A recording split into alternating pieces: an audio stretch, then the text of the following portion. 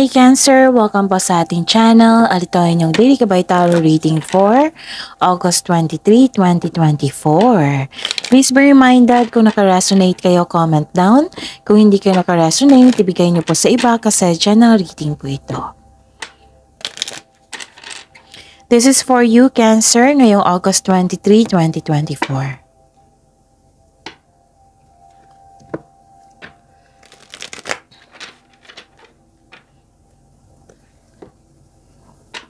Maraming salamat po sa inyong patuloy na suporta at maraming salamat din po sa mga hindi nag-skip ng ads.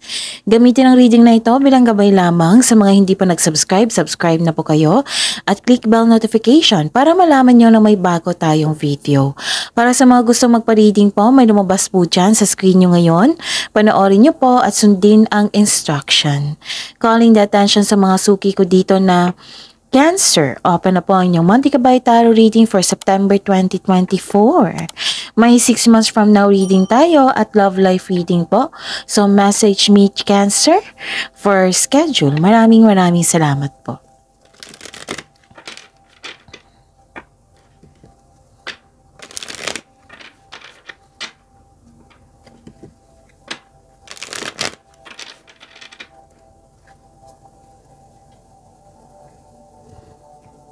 Para po ito sa inyo, Cancer, ngayong August 23, 2024. Spirits Guide, maganap po para kay Cancer, ngayong August 23, 2024. I need 3 cards po.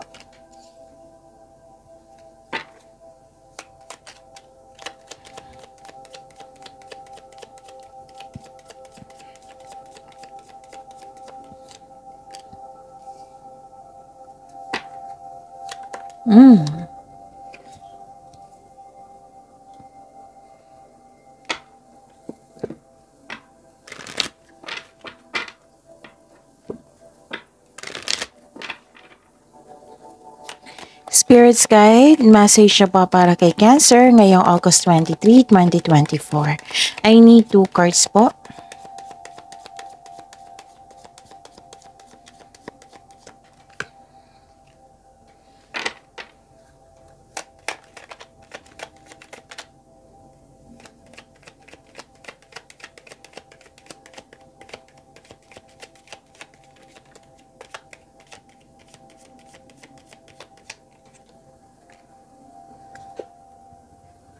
Okay, Cancer.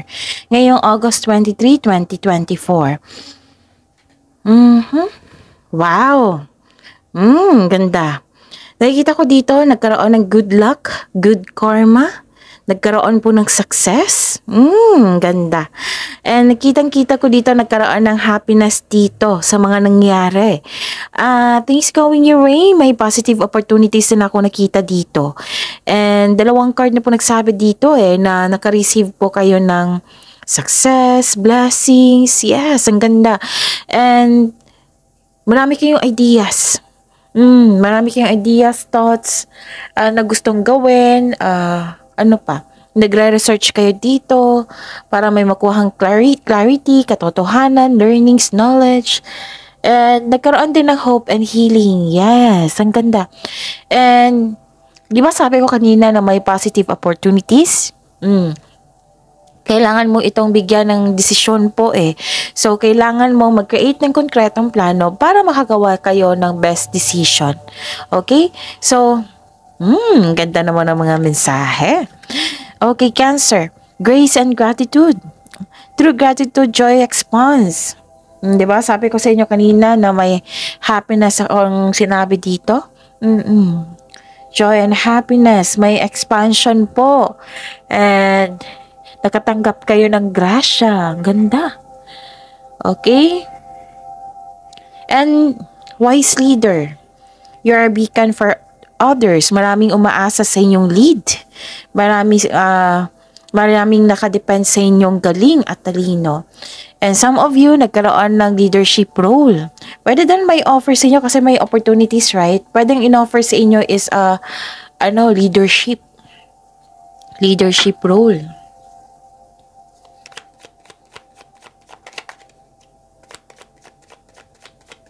Spirits Guide, ano po yung energy ni Cancer ngayong August 23, 2024?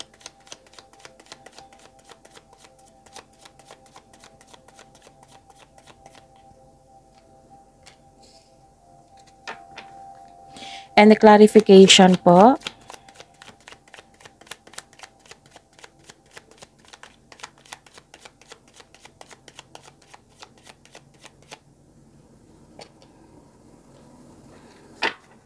Okay.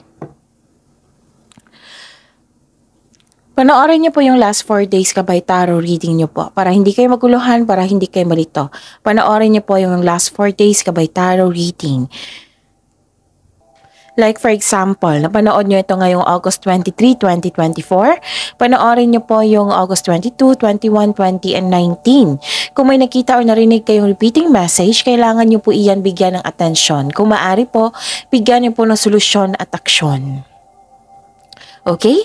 So, yun. Again, calling the attention sa mga suki ko dito na Cancer. Open na po ang inyong Monthly Gabay Tarot reading for September 2024. May 6 months from now reading tayo at love life reading po. So, message me, Cancer, for schedule. Maraming salamat po. Okay, what is your energy, Cancer? I see. Okay. Actually, 'di ba sabi ko sa inyo dito, dalawang card na po nagsabi dito na may success. Oo, na may success na ganap.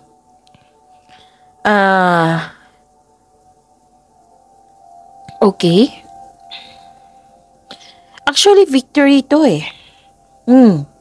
Victory. Tapos, meron lang ng delay. Oo, meron lang delay. A delay to your success in some way. I know this is very disappointing. Pero ang sabi po ng card dito, hindi kailangan na ma-disappoint. Kasi ang kailangan yung i-workout is habaan nyo po ang pasensya nyo. Intindihin din. Kasi may dahilan din po sa pagkakaroon ng delay. Okay, so ang sabi po ng card niyo po din, ang sabi po ng card ninyo dito is this is temporary lamang. So, setback. Kailangan maghintay. Habaan niyo po ang pasensya niyo. The delay is all part of the process. So, stick sa inyong plano at continue to work diligently. Okay? Huwag po daw kayong sumuko. Kung pwede po daw na bigyan niyo po ng unawa, at habaan ang pasensya. Okay? Kasi, at least alam niyo yung ano yung parating. Cancer. Victory, success, recognition. Alam mo yung parating. So, kailangan ng pag-unawa at pag-intindi dito, bigyan mo ng mahabang pasensya. Exercise your patience po. At least, alam nyo eh. Alam nyo ang parating. So, ano pa? Okay. May nakita ko dito na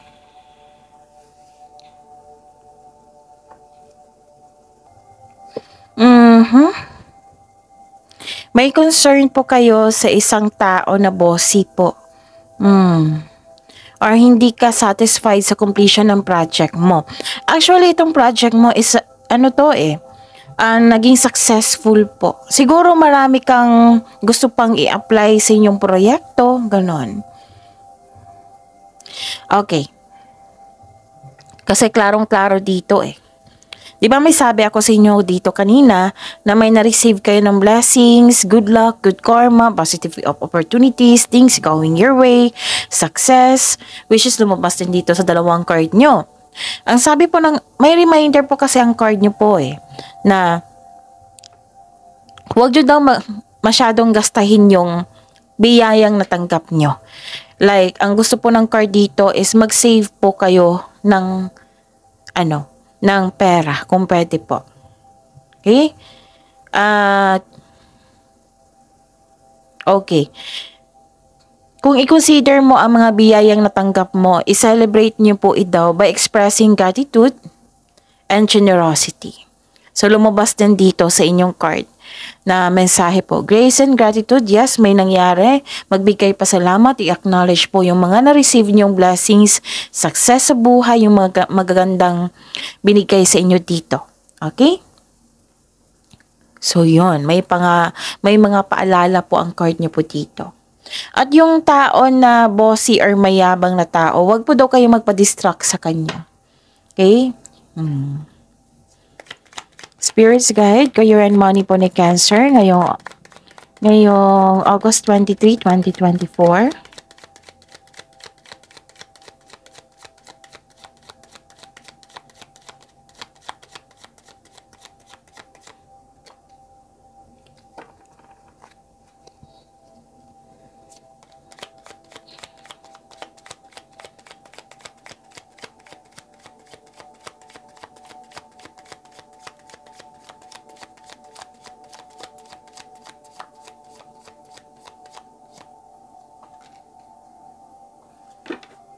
Okay, Cancer. This is your career and money. Okay. Nakikita ko dito na nagkaroon ng conflict sa career and money nyo ha. Nagkaroon po daw ng away or conflict, argument. May kasamahan po daw kayo na toxic. Pwedeng boss mo ito?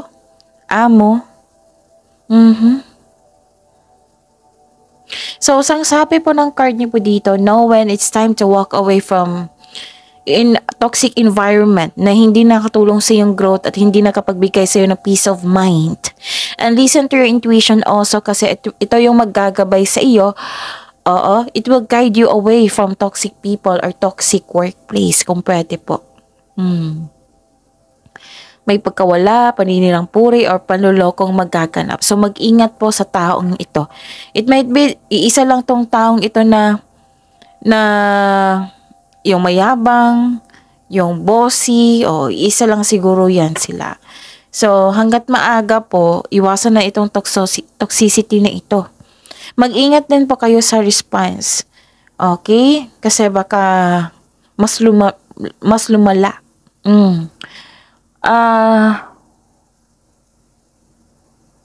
Okay. Dito mo rin makilala yung sarili mo kung paano ka mag-response sa ganitong tao. Okay? Ang nakikita kong paraan po dito is i-address mo daw yung hurt feelings mo. Yung i-improve mo yung communication skills mo. Kasi may pag-asa pa naman na maayos po ito. Okay?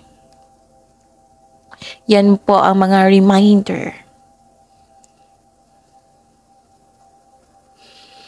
At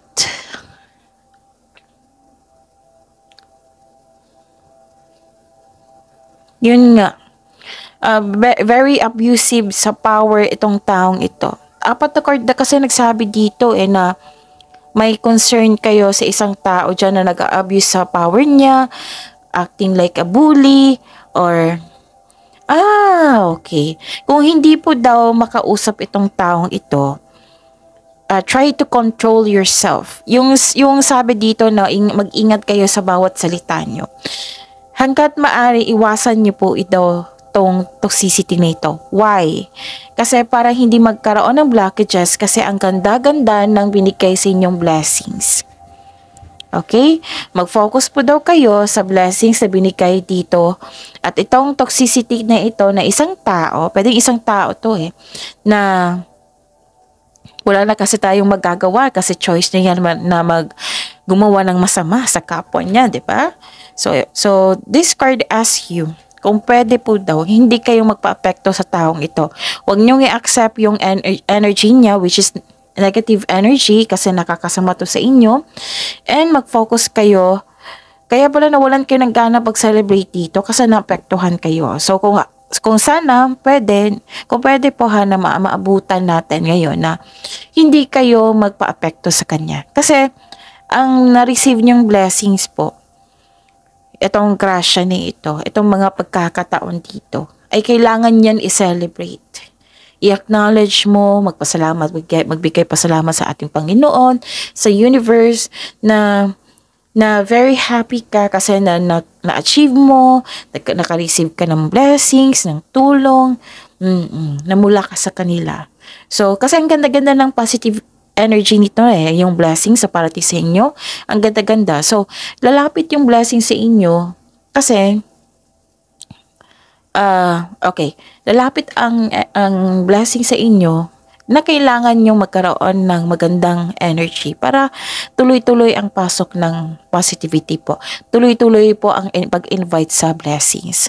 So yun ha, may paalala pong card dito na kung maaari po, iwasan nyo po ang taong ito.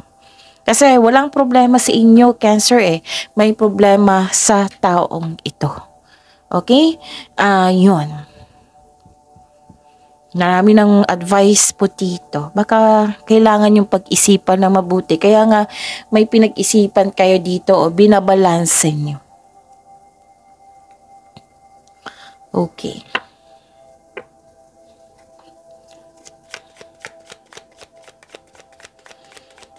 Spirits Guide, Love Life, Self-Love, Partnership, and Romance ni Cancer ngayong August 23, 2024.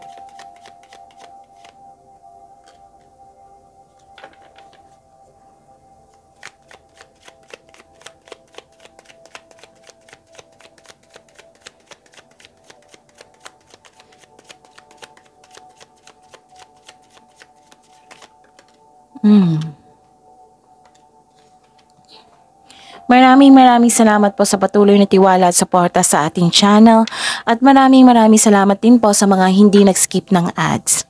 May lumabas dyan sa screen nyo ngayon, panoorin nyo po. Oo, kung gusto nyo po iyan, then follow instruction. Okay. This is your love life ha, self-love, partnership, and romance. Kaya nyo to. Kasi kailangan dito ng mahabang pasensya. And that is your strength. Cancer, itong mahabang pasensya, that is your strength.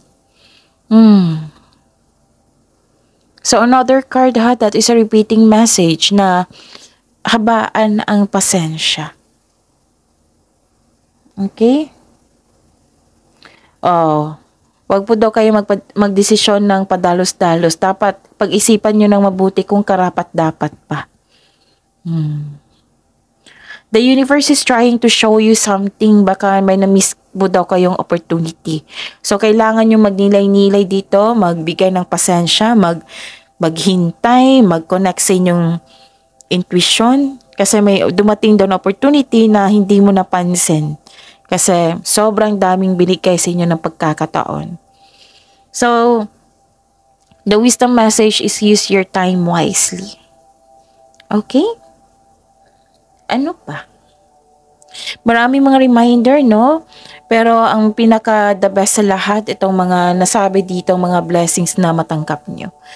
Diyan kayo mag-focus. Tapos, yung adjustment po sa pag-uugali ng tao, makilala mo din yun. Makilala mo din kung paano ka mag-handle na ganitong pag-uugali. Okay? Yon. Ano pa? Okay. At the end of the day, you are decided na magbigay ng mahabang pasensya. Na you're slowing down, you're exercising your patience. So, this is very good. Cancer. Lalo na sa delay ha, kailangan niya ng mahabang pasensya. Kasi darating naman yan. Kasi alam naman natin yung darating is success They are divinely timed po to highlight an important realization, something you need to recognize bago ka magpatuloy sa iyong gawain. So, this lack of movement is reminding you to enjoy the process po without being so focused on the outcome. Wag mo nang mag-focus sa darating kasi alam nyo naman yung darating is success. So, focus kayo sa, gaya nga sabi ng card nyo po dito na ipagpatuloy mo yung pagiging masipag mo, focus sa inyong gawain. Huwag kayong mag-focus sa parating kasi alam mo kung ano yung parating, 'di ba?